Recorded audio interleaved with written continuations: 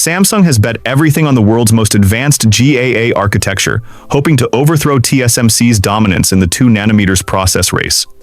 But why is it that even while possessing technology ahead of its time, the Korean giant is still watching its biggest customers line up at TSMC's door instead?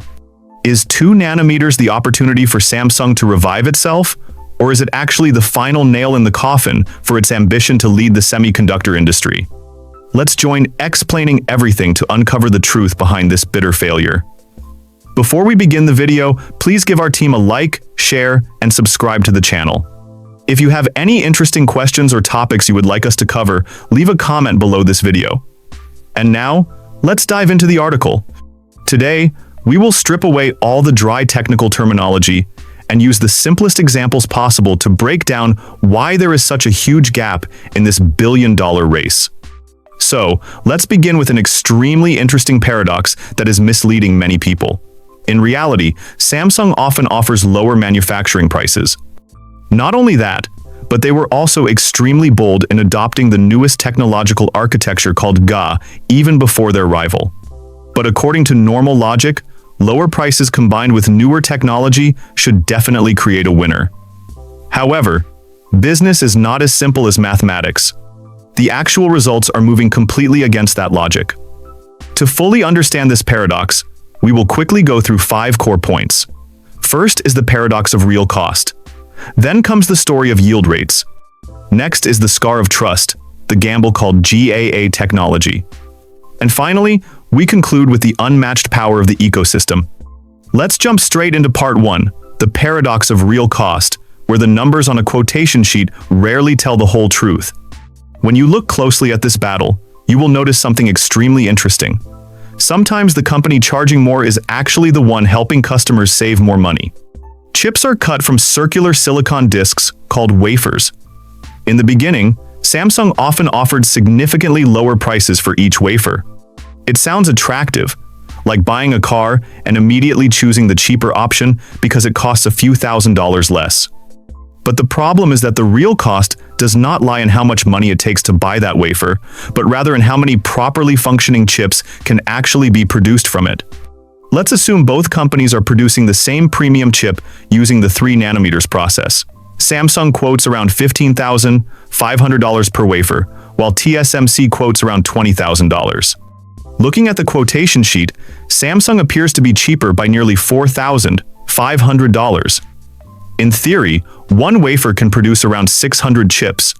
If Samsung's yield is about 60%, you only get around 360 usable chips. Meanwhile, if TSMC's yield is about 90%, you get around 540 chips that meet the standard. This is where calculating the real cost becomes interesting. Samsung, $15,500 divided by 360 qualified chips equals around $43 per chip. TSMC, $20,000 divided by 540 qualified chips equals only around $37 per chip. A low yield means more defective chips and more wasted money. Meanwhile, although TSMC charges higher prices, its manufacturing process is more stable, with fewer defects and less need for repeated adjustments. When calculated all the way down to the final product, premium chips from TSMC are actually much cheaper. So, what exactly creates this paradox of cost? We now move to part 2 to talk about a factor that is absolutely vital, the bottleneck called yield rate. The key term here is yield. Many people think that in chip manufacturing, the more advanced the technology, the greater the victory. But that is not true. In the semiconductor world, there are things that sound as dry as a technical lecture, yet they determine who sits on the throne and who is left struggling to fix defects. Imagine that we are baking a batch of cookies. If you try to save money by buying a cheap baking tray, but more than half of the cookies come out burnt and have to be thrown away, then in reality, it becomes far more expensive and wasteful compared to investing in a premium tray where every cookie comes out perfectly golden. Chip manufacturing works exactly the same way.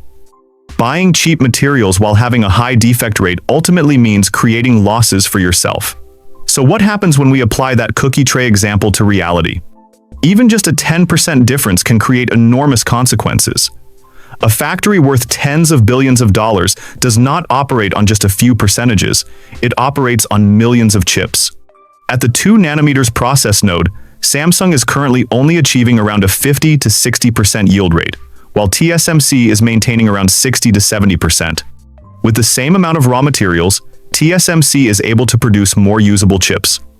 Let's assume 2 companies spend the exact same production cost and both manufacture 100,000 chips. Samsung achieves a 60% yield, meaning only around 60,000 chips meet the standard and can be sold. The remaining 40,000 are either defective or must be discarded. Meanwhile, TSMC achieves a 70% yield, meaning around 70,000 usable chips. The difference is only 10%, but in reality that translates into 10,000 additional chips available for sale. Let's assume each chip generates $200 in revenue. Samsung earns around $12 million in revenue. TSMC earns around $14 million. With the same amount of raw materials, the same electricity costs, the same factories, and the same workforce, the only difference is the yield rate, yet the revenue gap already reaches $2 million. That is why, in the semiconductor industry, yield is not just a dry technical metric. It is money. It is profit. It is the factor that determines who earns more from the same tens of billions dollar investment. Moving away from the dry numbers, we now come to part 3. This is entirely a matter of psychology and trust in business. In the technology world, the past is not easily forgotten. Samsung was once entrusted with manufacturing top-tier chips such as Snapdragon 888 and Snapdragon 8 Gen 1. But what happened? Devices overheated, performance dropped sharply, and those stumbles left behind a very deep scar. When Qualcomm, Apple, and NVIDIA moved their lucrative contracts to TSMC, what Samsung lost was not just revenue, they lost trust. Here is a real example. Qualcomm once entrusted Samsung with many high-end chip orders, but after the issues surrounding the Snapdragon 888 and Snapdragon 8 Gen 1 generations, Qualcomm shifted most of its flagship chips, including the Snapdragon 8 Plus Gen 1 and later the Snapdragon 8 Gen 2, to TSMC. Apple is even more obvious. Apple places nearly all of its most important chips, such as the A-series chips for iPhones and the M-series chips for Macs, with TSMC. And what about NVIDIA? As the AI race exploded, expensive AI chips, such as data center GPUs, also became heavily dependent on TSMC's manufacturing capabilities. In this game worth tens of billions of dollars, companies are not just buying chips. They are buying certainty that the production lines will run stably and that the final products will reach the market on schedule. TSMC is like the busiest shopping mall in the city. The more major companies gather there, the stronger the ecosystem becomes.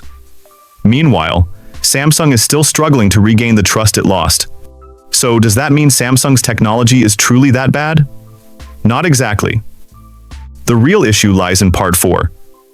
The technology gamble, where Samsung chose an extremely ambitious move with GAA. If you look closely, you will realize that simply rushing ahead does not guarantee victory. GAA truly is the future, but reality is not as simple as a presentation slide. By moving first, Samsung also pushed itself into a much harder challenge: optimizing yield, controlling defects, and maintaining stability. GAA, short for Gate-All-Around, is a next-generation transistor architecture considered to be the future of the semiconductor industry. Before this, most of the industry relied on the FinFET architecture.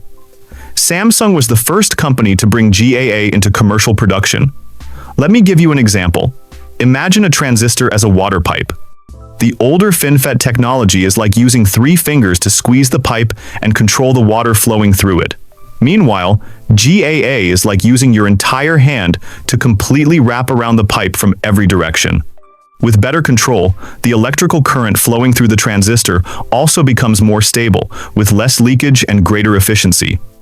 The strengths of GAA are extremely attractive. Better control of electrical current, reduced power consumption, less electrical leakage as transistors continue to shrink.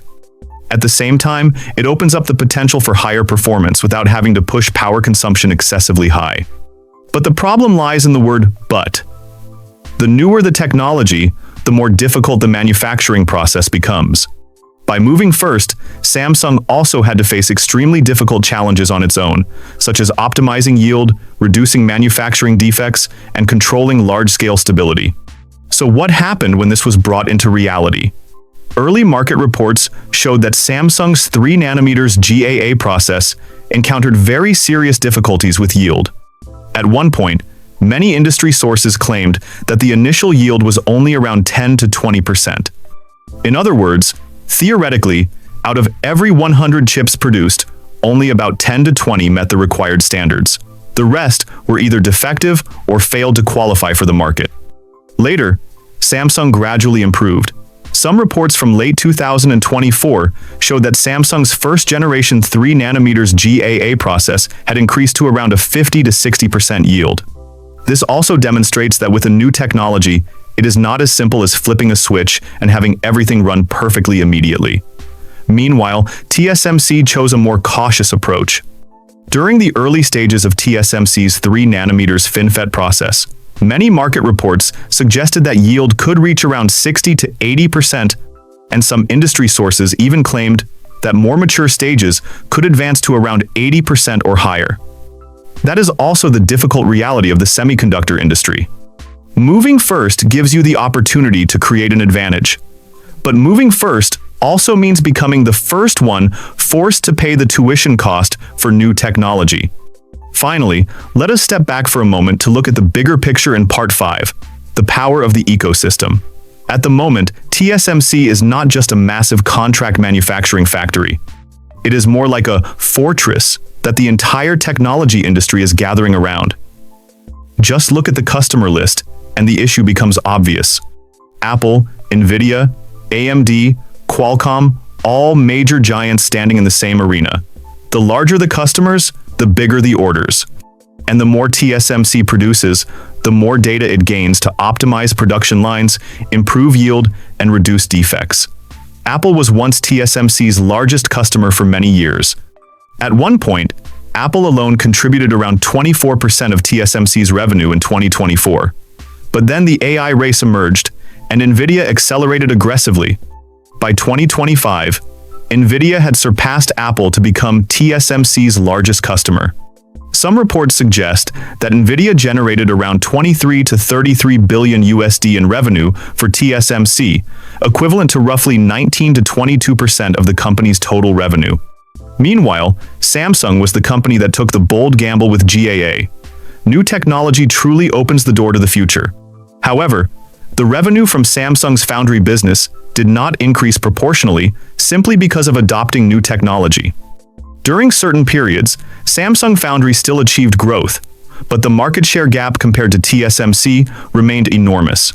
In some quarters, TSMC controlled more than 70% of the global foundry market, while Samsung only held around 7%.